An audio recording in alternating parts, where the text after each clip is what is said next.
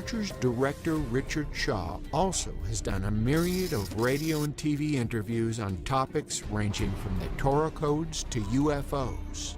On one of those interviews, he spoke with a caller who was in Special Forces in Afghanistan back in 2002. After the show, they talked for a long time, and it became clear that this was one of the men that actually shot and killed the giant. Then later, L.A. happened to meet another Special Forces soldier who could confirm these stories. Neither of these men wished to reveal their identity. We filmed them in remote locations because of their military backgrounds and the sensitive nature of what they're revealing. But both felt it was imperative to finally tell the truth. You were in Afghanistan in 2002, and you were called into a very remote section of Afghanistan because a patrol had basically gone missing. Exactly. Okay. Exactly. No villages around, nothing. For miles. Right. So very remote. Yeah, very remote. So we flew in. To about 4 kilometers.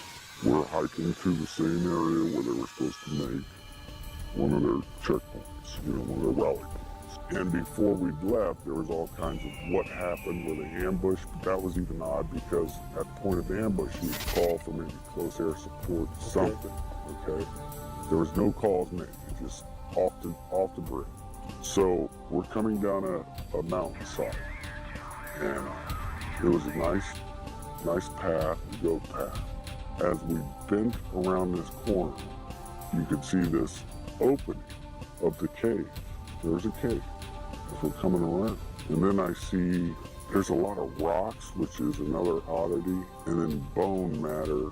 When I'm not close enough to identify what kind of bones, but I did see something I knew was a piece of our communications equipment. So instantly we're thinking ambush, maybe animal, it could be anything.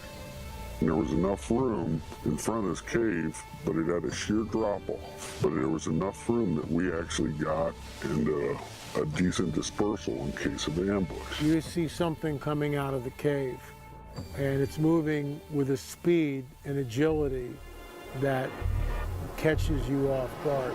Everybody. And he comes out.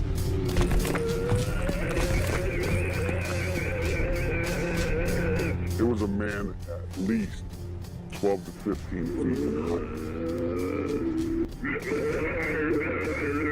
This is a monster. Red beard, then his hair was longish past the shoulder, a scarlet red, and Dan runs at him and starts shooting, which broke all of us into the reality.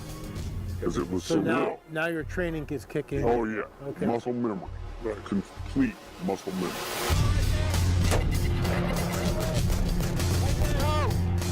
While Dan is moving at him, another bro of mine's laying down fire, and I start firing.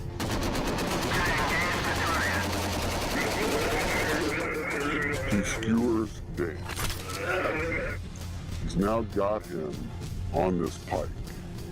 It went through him. And he's still got him. And he's coming after more. We all just clicked in. I don't know what it was, but I remember we're all like, shoot him in the face, shoot him in the face. And our weapons components were in force. We had 308s, and we had Barrett 50s. This is sounding longer than it took. We're talking 30 seconds.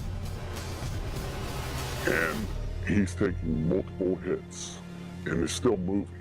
And people have a right to know about this stuff. I mean, if there are 15-footers or 18-footers roaming the planet, and our military has brought them down, I mean, we have a right as American citizens. I mean, this isn't classified military stuff. This is something that we need to know, and it points back to the biblical prophetic narrative. What are your thoughts on that? I think, here's my personal opinion. My personal opinion is if it points that the Bible's accurate, they don't want it. If it goes against Darwinian evolution, it's not to be spoken of. So you're out in the boonies running around looking for high-value targets? Correct. Okay. And we're doing those operations, and as we're getting into firefights, we're getting into different scrimmages, you want to put it that way, we would come back to the base and we started hearing this rumor about a unit that killed this, what they started calling this really tall person. At first I didn't think anything of it, and then come to find out that the person that they killed actually was 3 times the size of a man, had extra digits on their hand and digits on their feet, and had red hair, and a special unit had come in and wanted this target. Well, we'd heard that they had killed this thing inside a cave, or the mouth of a cave, and it was common knowledge among the military to hear this. Now, when you say common knowledge, what do you mean? I mean, how does that work? Years later, to come to find out, when I had returned from Afghanistan and had met other military members that had not been there in the operations with me, if you would bring up the giant of Kandahar, they knew about it. When you first hear it, you're thinking like, this has got to be a joke. This has got to be a hoax.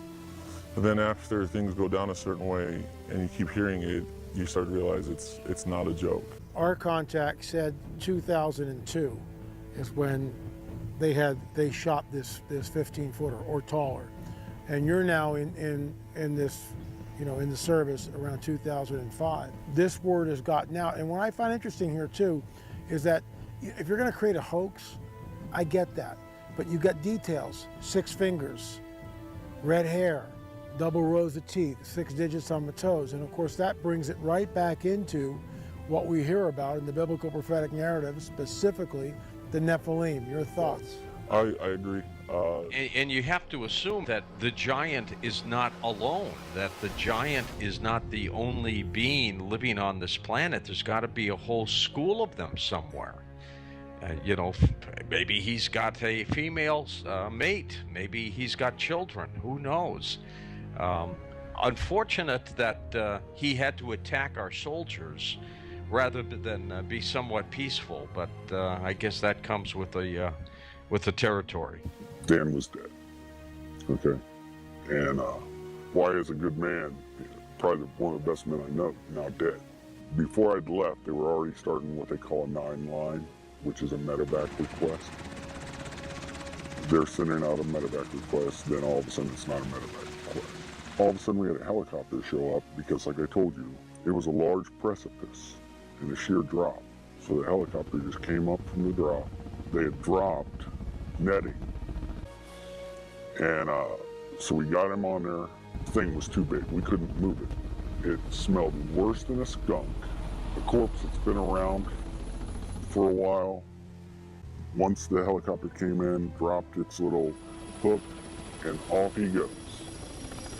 The communication was sent out that we had a very large possible human creature. There you are in the hills of Afghanistan. How many troop members are you with? We had 6 on my crew. And when we say hills of Afghanistan, for us, we did not fly into the wilderness. We actually flew into a base. I guess this thing was transloaded out of the mountains by a CH-47. What I could see that it did have the 6 fingers. I remember taking my foot up and placing it up next to its foot, and it was extremely large. We estimated at about 12 feet, give or take. What I can tell you is the weight of the thing. Basically, it was approximately 1,500 pounds when it was getting on the aircraft. Now, if you take away the pallet weight and all the rigging that we had to hold this thing down, we figured it was around 1,100 pounds. Of course we're upset. That's a given, okay? We lost a very good guy.